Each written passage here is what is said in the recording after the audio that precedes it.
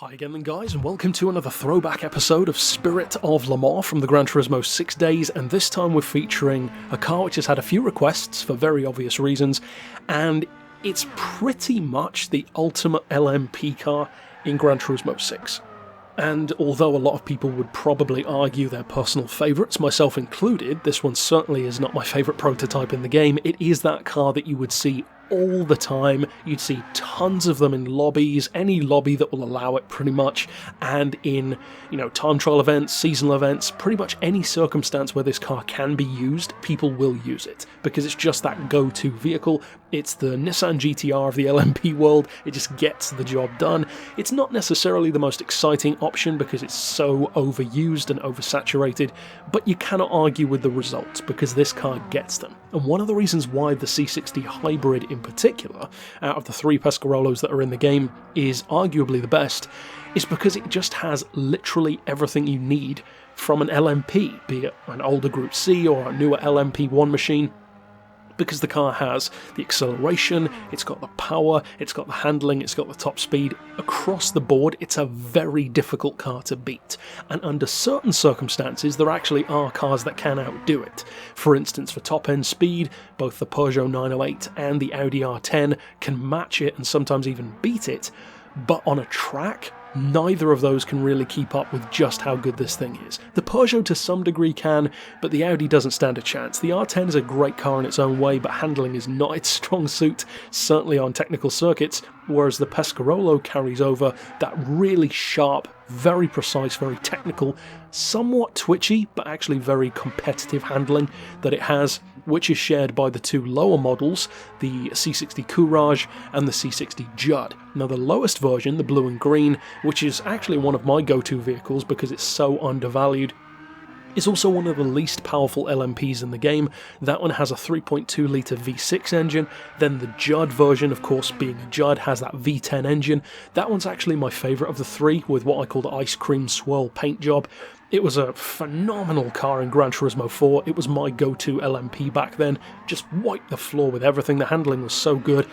And then you have this one is just the previous two turned up to 11. It's so much more powerful, so much faster, and even though the previous ones are still very impressive, this one is just on a completely different level. Fully tuned, the Courage version has 911 horsepower, which is good. That sounds very impressive, and by Gran Turismo Sport standards, that is still very good. But in GT6, it's not even close to the other two.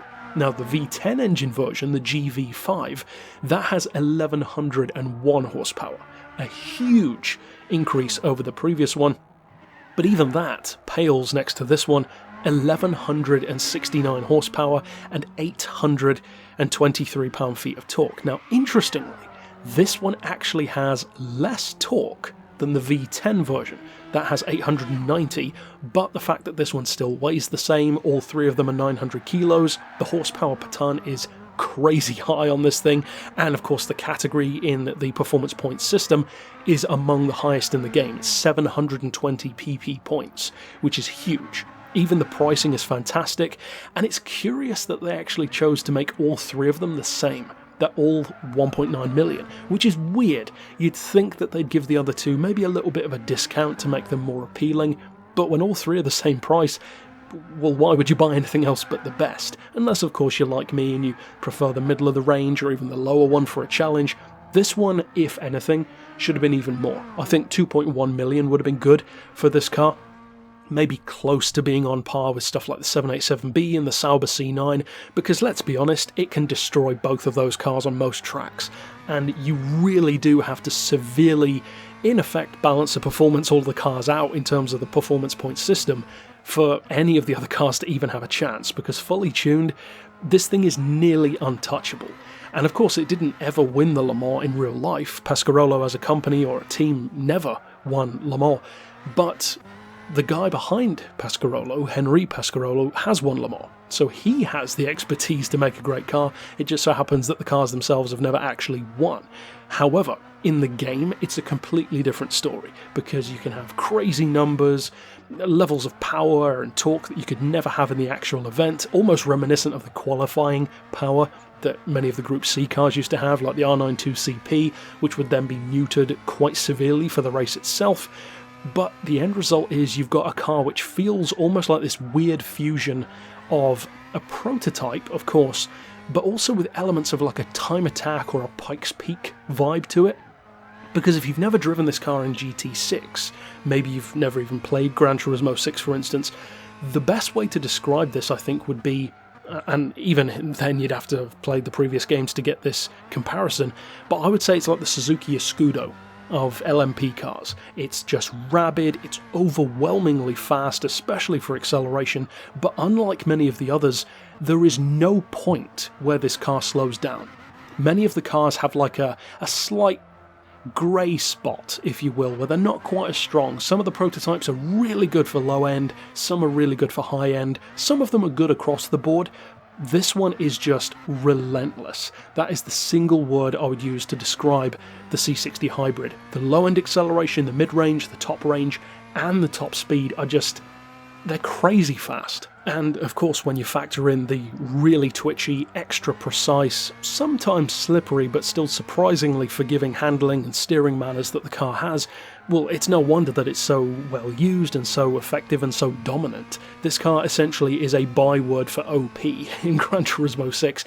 Anyone who runs in prototype lobbies knows exactly what I'm talking about. You will probably remember how often you would see this car on leaderboards and in lobbies. It's that car that completely oversaturates the market because it's so clearly better than pretty much everything else.